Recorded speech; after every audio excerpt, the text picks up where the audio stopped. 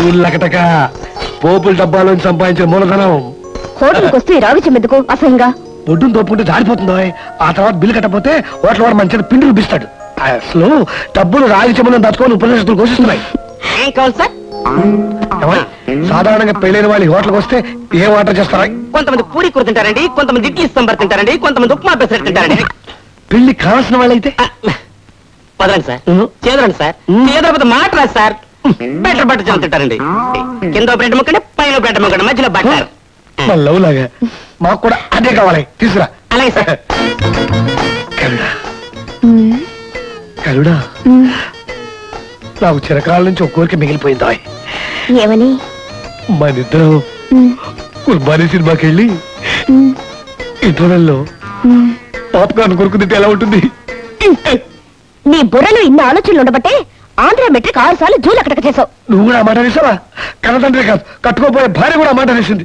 నేను ఈ అవమానం భరించలేదు. ఎక్కడికన్నా పోయి వలవల ఏడవాలంటే మన ఇద్దరిని ఇలా చూసారంటే ఇంటికి వెళ్ళిన తదిన పెట్టేస్తాడు. ఆ రూమ్ లో పెడదామా?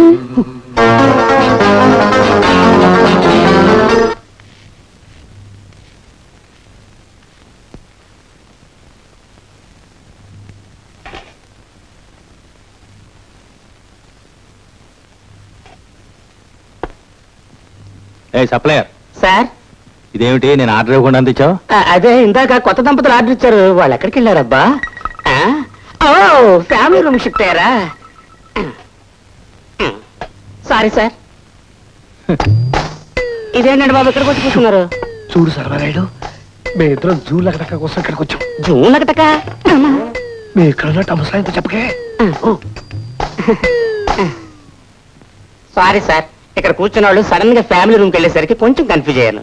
దాందే ఉందిలే, నీకు ఆర్డర్ ఇచ్చిన తర్వాత ఫ్యామిలీ రూమ్ ఖాళీ ఉంటుంది, లోపలికి వెళ్ళి ఉంటారు. వాళ్ళు ఎందుకు వెళ్ళారో నేను చెప్పను సార్. అంటే వాళ్ళు మీతో చెప్పొద్దన్నారండి. నాతో చెప్పొద్దన్నారా? సరే, ఒక కప్పు కాఫీ తీసుకురా, స్ట్రాంగ్. అలాగే సార్.